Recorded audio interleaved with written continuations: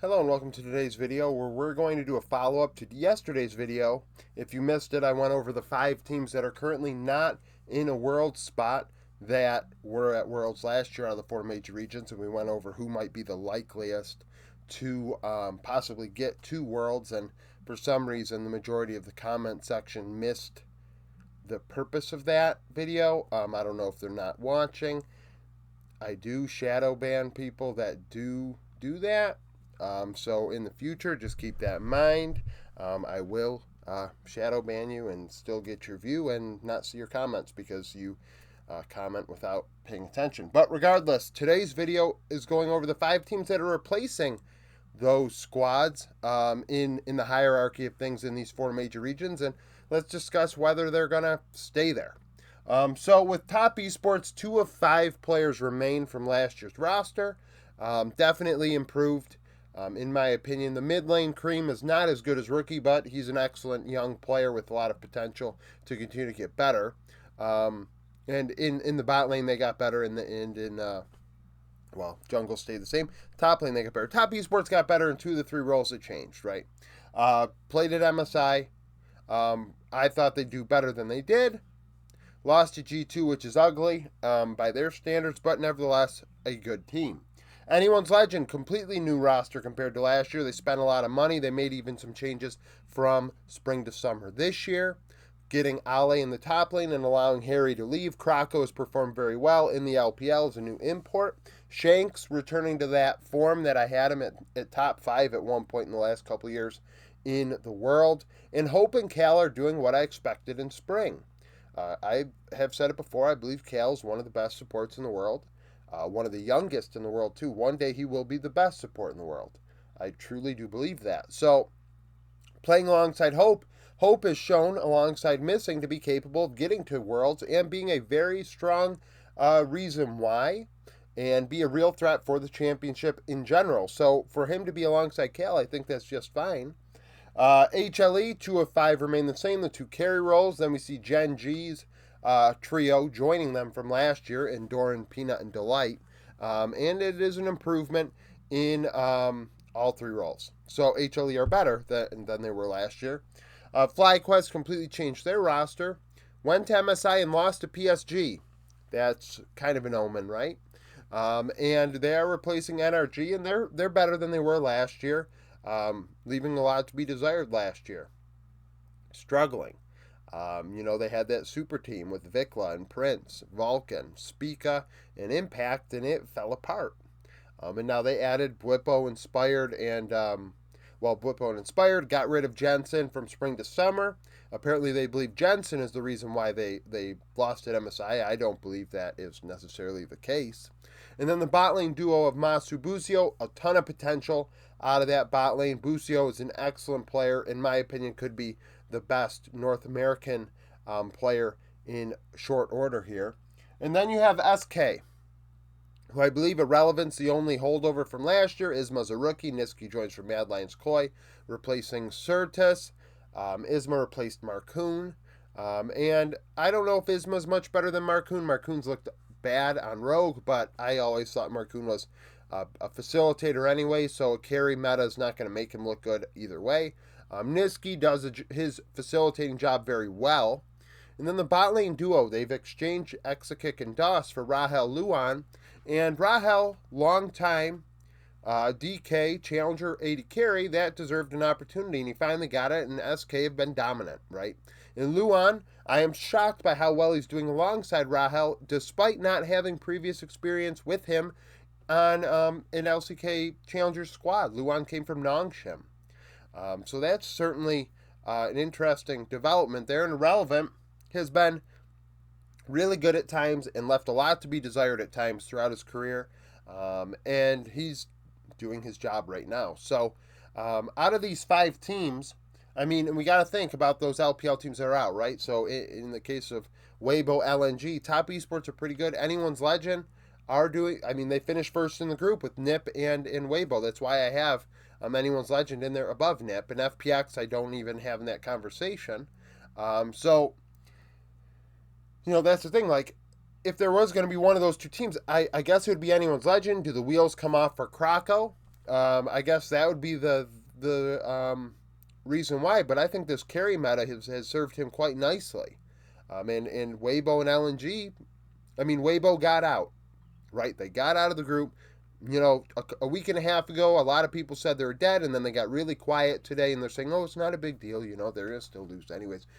I mean, but own it, right? Own that you were inaccurate, right? That's the kicker. That's the thing. Like, nobody owns when they're wrong, and it's part of the reason why things are the way they are.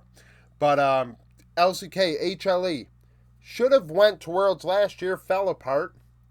In my opinion, I mean the jungle role, I guess Grizzly tried his best, and a player that probably deserves another opportunity in 2025. In my opinion, I think he's an excellent player. Given the circumstances, I thought he did quite well. Life leaves HLE, goes to FPX, and does fine alongside Duck Dom. So, nevertheless, HLE are better than last year. And HLE are the type of team that gatekeeps. You have to play, I think I said in the Discord the one day, HLE play at a 9 out of 10 pretty much all the time. So, if you go in and you're T1, KT, Genji, DK, those teams are actually, I would say, competitive with HLE up there, right? Top 5 in the region. If you play it at an 8 out of 10, HLE are going to beat you. Now, Genji doesn't do that, so that's why Genji keep beating them. And T1 can play it at 10. That's why they beat them. DK can be very good into HLE at times. I think less consistently than the other two, but could feasibly do it. They have the players capable on their squad. So, with that in mind, I don't really see KT being the team that can play at a 10 out of 10. Like I said yesterday, the issue is that's a team with the carry roles better suited to be facilitators.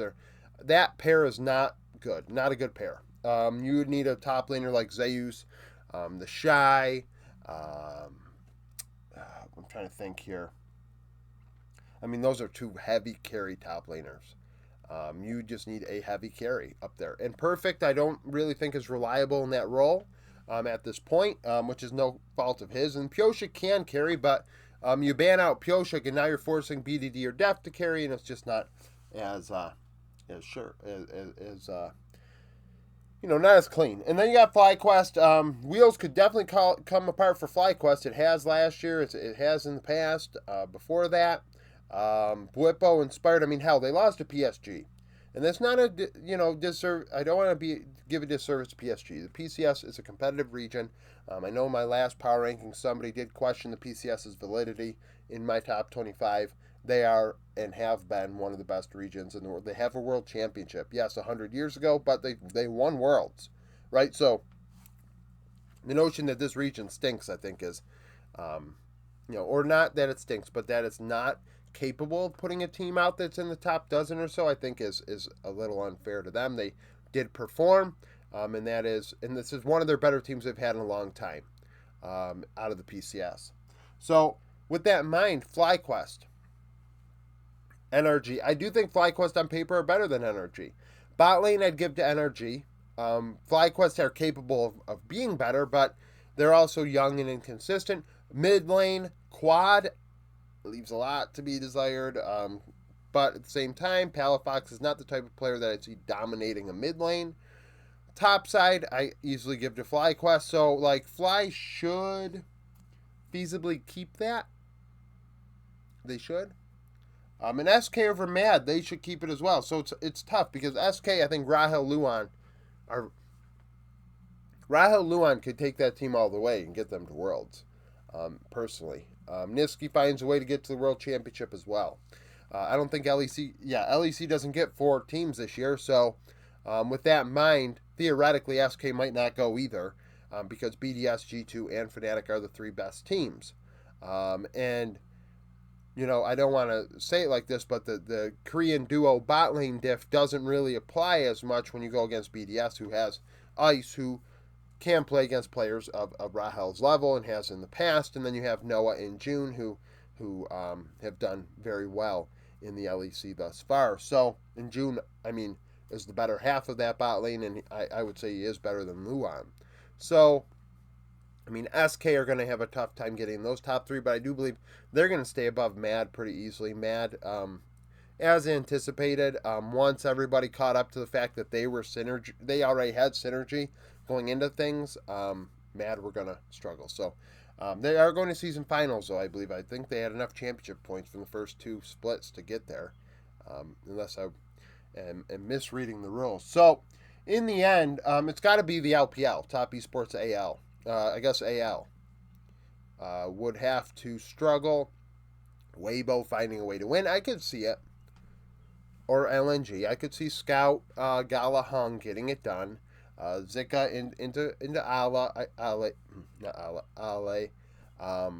And then in the case of Weibo, Tarzan into Krako is Tarzan favored. I think that Yahoo into Shanks. I mean, depending on the meta, if it goes full facilitator, I do think that Yahoo has potential to be more impactful than Shanks. Shanks is better in the higher resource sort of situation versus the ability to roam and make things happen is more Yahoo's bag.